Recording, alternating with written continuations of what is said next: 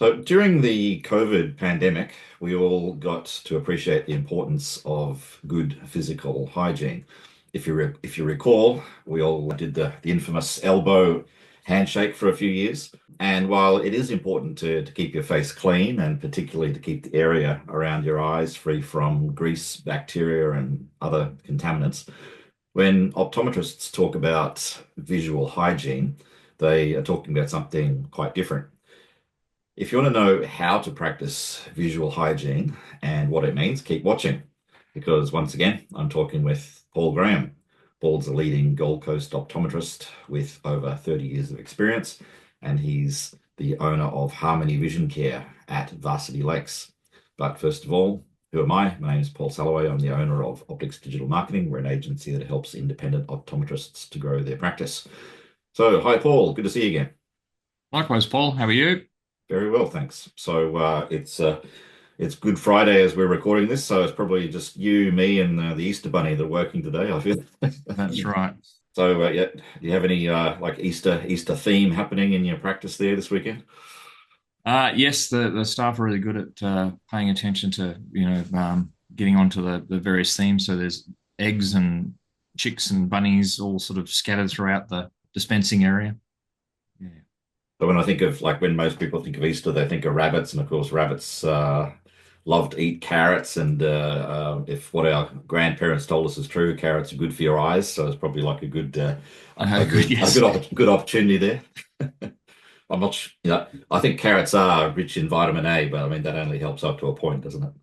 Well, that's right. And I think kids are more interested in hearing about the chocolate at Easter than carrots. I don't, It's a message falling on deaf ears, I suspect.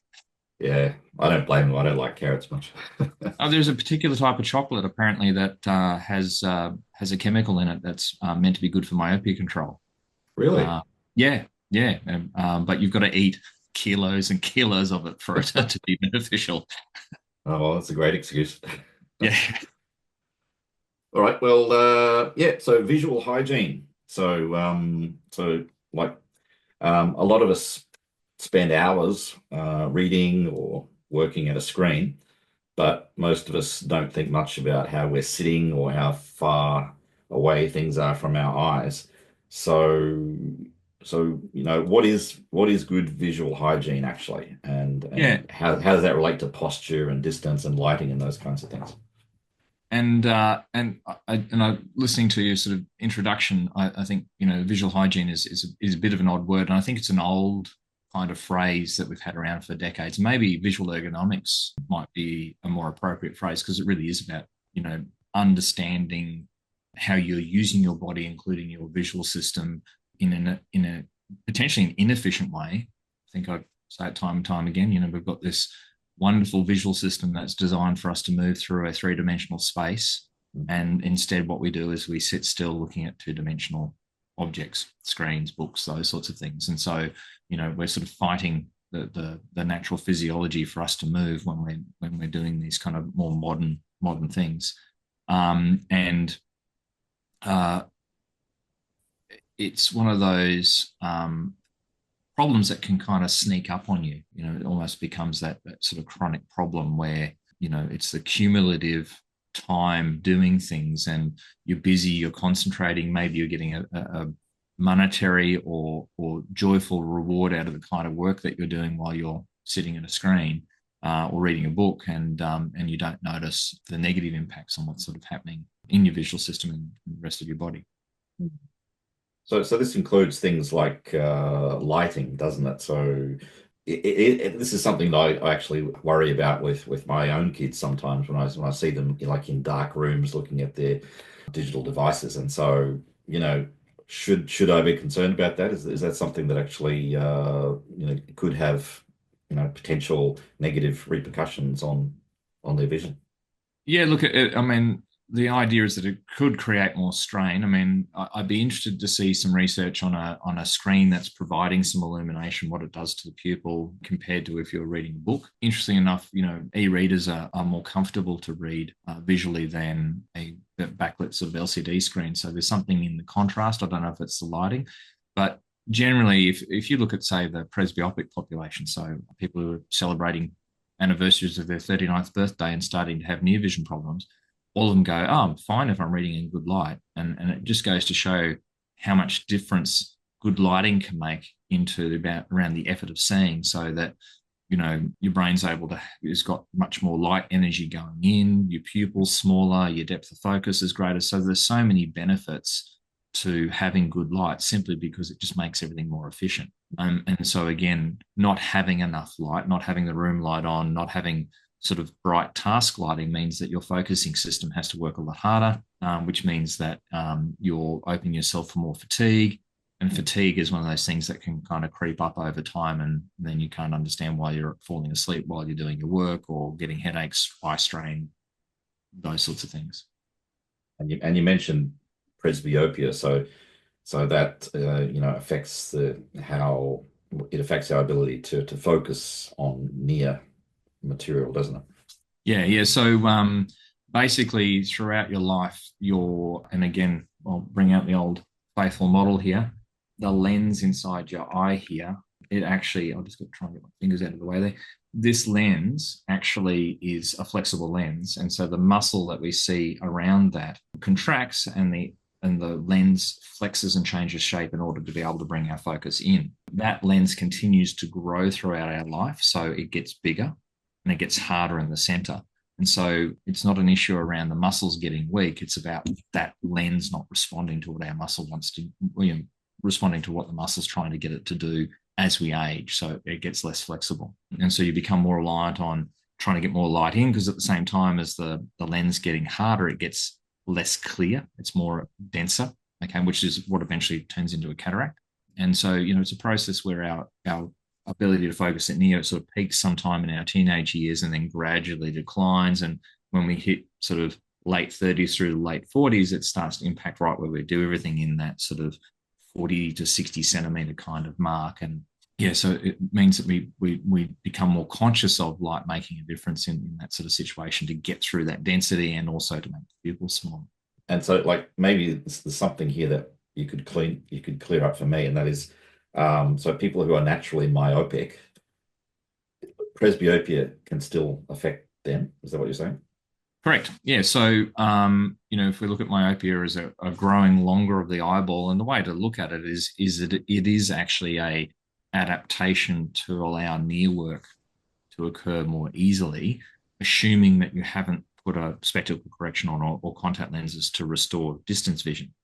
So if we imagine wearing a contact lens to correct your distance vision, you're still having to then make the lens change shape in order to focus up close.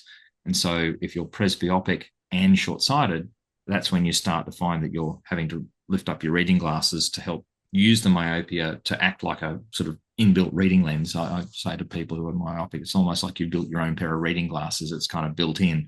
And when you correct your vision with glasses or contact lenses, you're effectively seeing nearly like everyone else. And therefore, you can end up with the same problems of noticing that the lens no longer changes shape very easily. And you have to start getting into multifocal lenses, or, like I said, taking glasses on and off.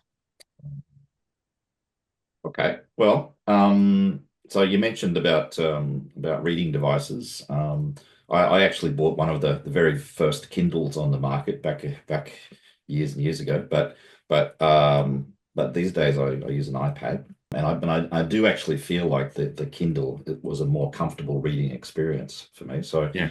So can you talk us through, like, your opinion about the different kinds of devices, Kindles, iPads, smartphones, even curved monitors on the desktop. How do you think those kind of things can influence our visual comfort? Yeah, so if we start with the e-reader, so the electronic ink is where the actual screen comes to the actual surface rather than being behind a plane of glass. It has a contrast, a much higher contrast, almost like actual print on a page. So despite electronic screens being, high definition, they just don't match the kind of contrast that we find comfortable from a book or an e-reader. So that's why e-readers are typically more comfortable. You only need to watch people using devices. So if you look at device size, you watch people on the phone and it's always this distance away. And even if you've got presbyopia and you find you're focusing more difficult, you tend to still pull your phone closer than you would a tablet or a screen. So having a bigger screen means that you're going to hold it further away. That's less demand on your focusing sort of system and your convergence. So that could be helpful. There's a different kind of theory going on with myopia that maybe computers are a little worse than small screens. So I'm interested to see watching sort of that space. And I'm not sure why the theories around that, but that's still early days. I think that comes into some of the other things we'll talk about in terms of, just taking breaks from what you're doing. You can theorize that, if you're reading a book, you're taking these natural breaks as you're flipping the page. If you're on a device that has other apps, then there's always the distraction of heading into other apps where your attention's captured and you're looking at the screen for more often compared to tapping pages if you're reading a book on a Kindle app or on the screen. So, and it doesn't matter what device you're using, you have to pay attention to what you're actually doing with the rest of your posture. And you got that sort of rounded shoulder and pushing neck forward that we see you look at a lot of young people walking around, and it's almost become part of their structure to have that change in their body shape. And so the same things that we might recommend to look after your visual ergonomics is the same for your posture. The old classic rule was you make a fist, stick it on your chin, stick your elbow out, and that's your natural sort of working distance. And what you're basically wanting to do is create a right angle and not have it closer but further away. And so that becomes that natural distance, having the page parallel to your face. So if you've got a tablet or a book on the table, you have it tilted up towards you so that you're not having to kind of lean over the desk and create that strain on your posture. One of the things I see when I go into the electronics shops is the curved screens, which I gather are popular with gamers. I've never sort of got one of them myself, but is there any evidence that those curved screens are beneficial? Yeah, I've actually what I'm sort of I've got my camera mounted on a curved screen at the moment, and I get a lot of questions from patients of how do you find the curved screen, and the story was I needed a new bigger screen towards the end of, I think, COVID. We were coming out of COVID, and I wanted a screen of a particular size, and the only thing I could get is a curved screen. And I'm like, oh, okay, well, I remember curved TVs being a bit of a fad, and they disappeared. And I thought, well, it's interesting that a decade later, why are curved monitors still around? And doing what I do, I went, well, let's look at the research. And the research actually indicates that within a certain range of radii of curvature, they do reduce eye strain. And I have to say, I do find it more comfortable to use the curved screen. Once you get used to the curve, you've got to make sure you're front onto it. So there's a few things there. But yes, there are little things you can do, like adding a curved screen to help with improving your visual comfort. Absolutely. And I guess like one of the advantages of digital material is that you can usually adjust the font size. So for older people, or if you are struggling, you can increase and bump up the fonts, whatever it is that you're looking at. So I guess that is one potential advantage.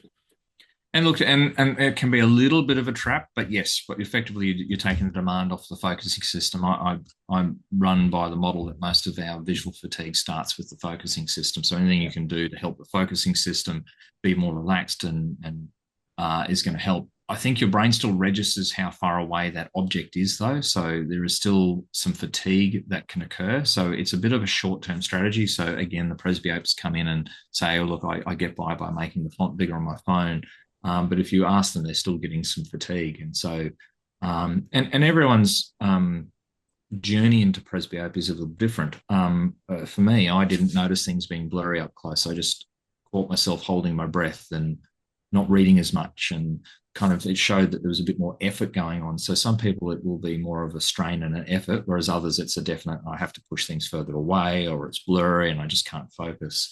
And so it's that extra effort that some people don't realize is something we sometimes need to provide some relief for, not just whether it's clear or not. And part of our slogans are, good vision's more than clear sight. And it's in the background of that is it's how much effort are you using in order to see. Okay, well, I guess like the definition of fatigue is when you're forcing your body to do something repetitively that's not meant to do. And so I've heard you talk about the importance of taking breaks. So can you just sort of like refresh us on what is this 20-20-20 rule Okay. and how important is it really for taking breaks? Is digital eye strain something that people should take seriously? Oh, absolutely. And there's an interesting one about, if digital eye strain is just normal, doesn't need management. And it's a bit like saying, if 80, 90% of people get digital eye strain, then there's nothing to do. It's just a consequence of using computers and whatever else. And I kind of go, well, if 90% of the population becomes obese, do we consider that normal and something we just don't have to deal with anymore? So there's two parts to it that, yes, digital eye strain is a consequence of our lifestyle, but that doesn't mean we can't do something about it to make it more comfortable and have less impact. And there's a lot of the 20-20-20 rule has been around for a very long time. And I think it's a cute cliche. It rolls off the tongue very easily. I don't think it's all that effective or practical to do.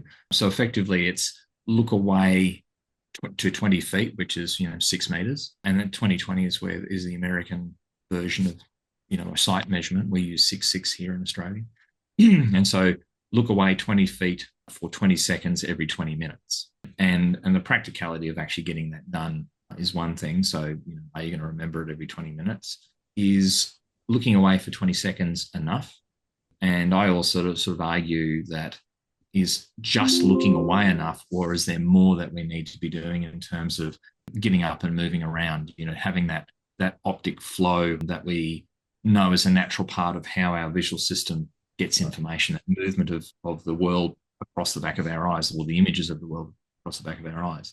And I've seen an article recently that kind of starts to question the 20-20-20 rule. So it's nice that it's out there because now people are starting to question it and push back on it. And so my guidelines are more like every 40 to 60 minutes, you can get a reasonable amount of work done in a 40 to 60-minute time span. Set yourself a timer and take a break for 5 to 10 minutes that involves walking around. Get moving.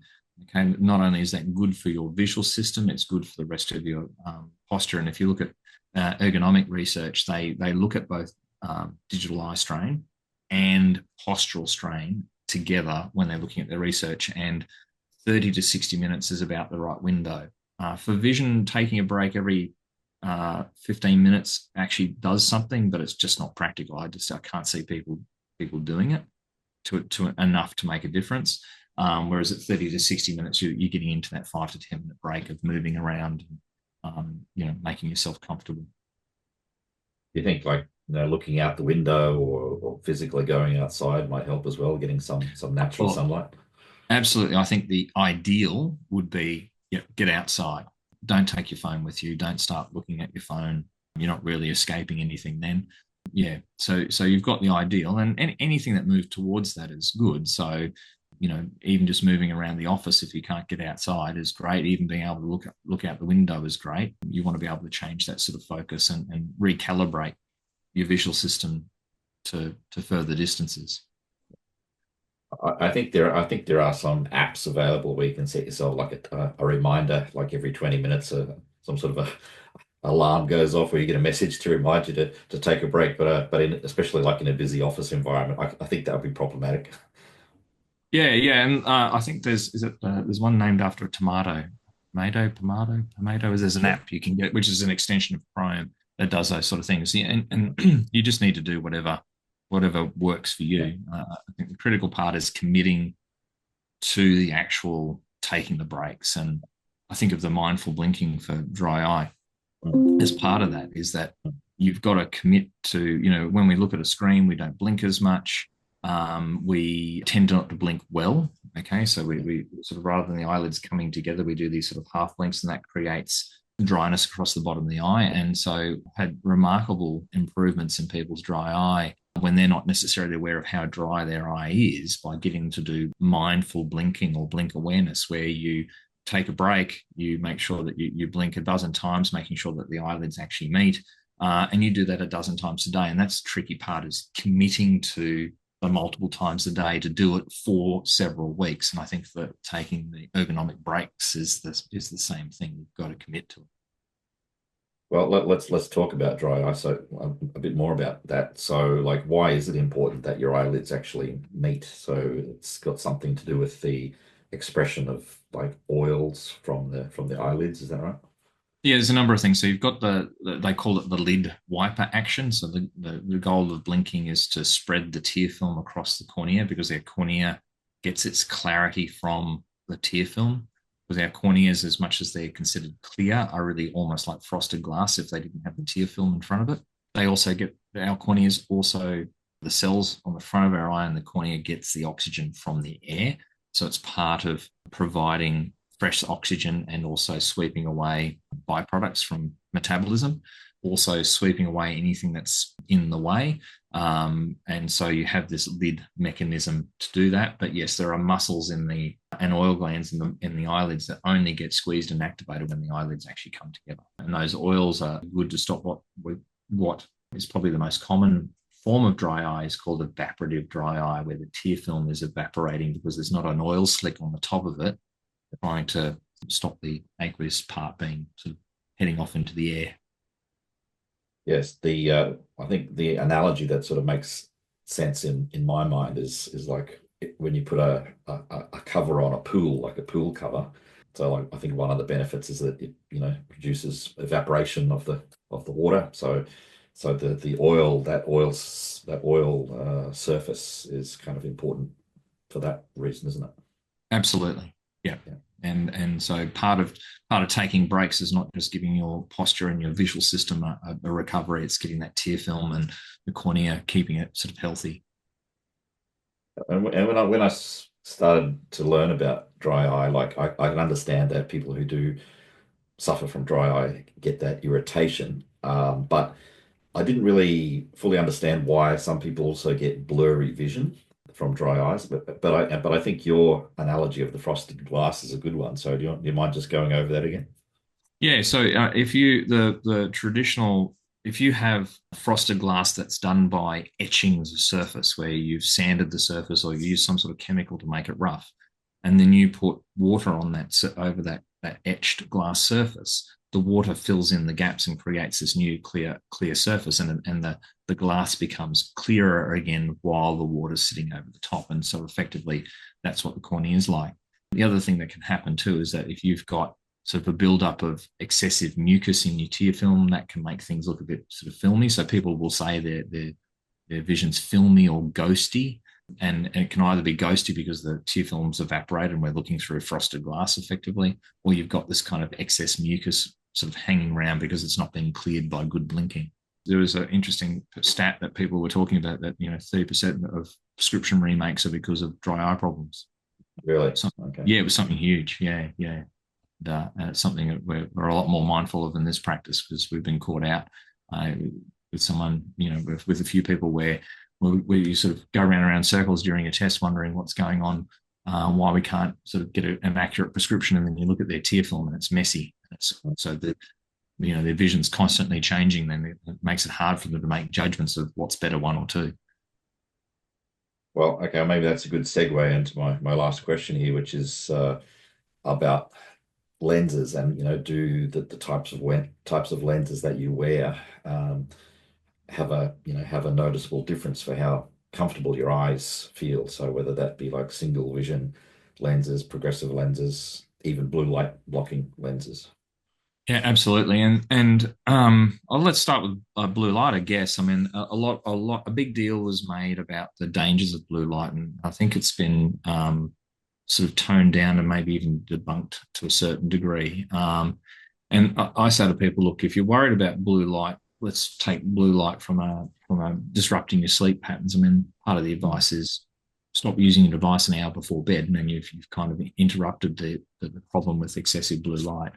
Honestly, if you find the yellowing that the blue light lenses does to your vision when you're using something, you find it more comfortable, use it. It's not something that we sort of promote unless someone is particularly light sensitive or has found some benefit. We always demonstrate the difference. A lot of people don't like the yellowness, but like I said, I think there are other ways of managing blue light rather than just through lenses.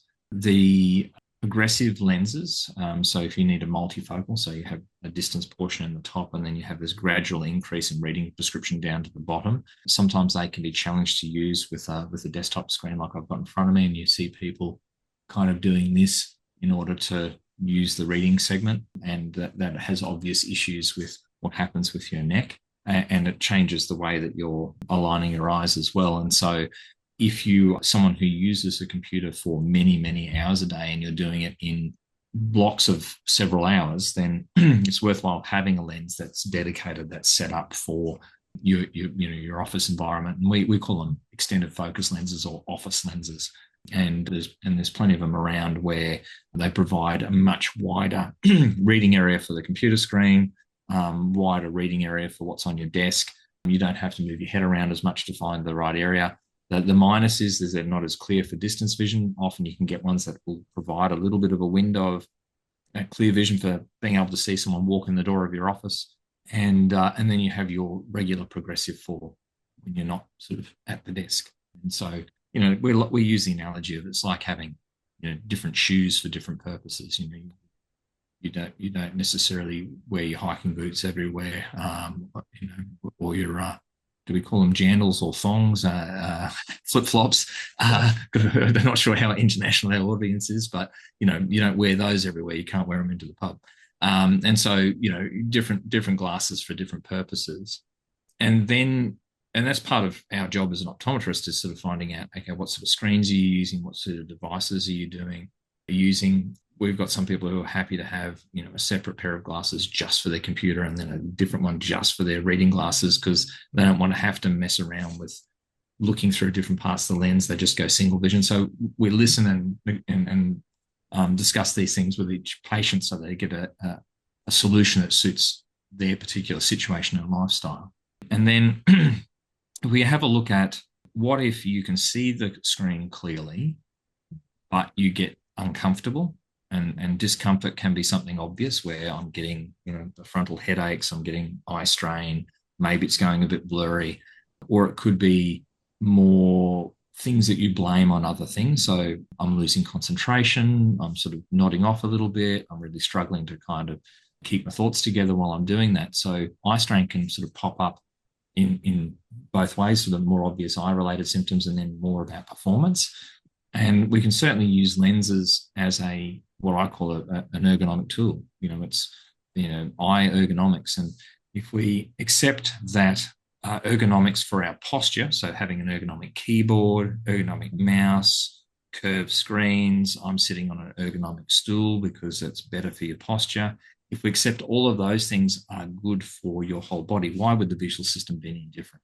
And so we can actually use lenses as an ergonomic tool to help people be more comfortable. You don't have to put up with eye strain, and for some people that's all they need.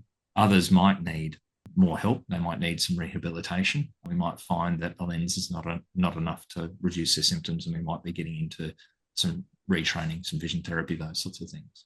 There's a lot you can do with a lens.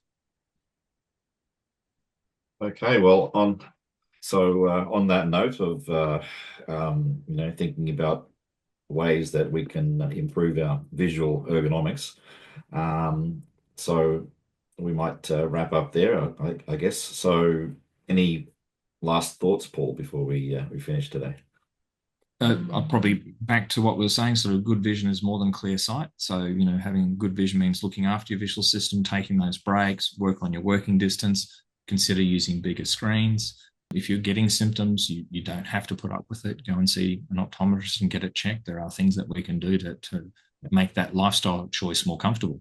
And sometimes it requires more than just a pair of glasses as well. So there's lots of things we can do to help you be more efficient at work. And can you just remind people how to get in touch with you there at Harmony Vision Care? Yeah, so harmonyvisioncare.com.au is our website. You can find more information there. You can ask questions. You can book appointments through the website. If you wanted to talk to one of the staff, it's 0755205900.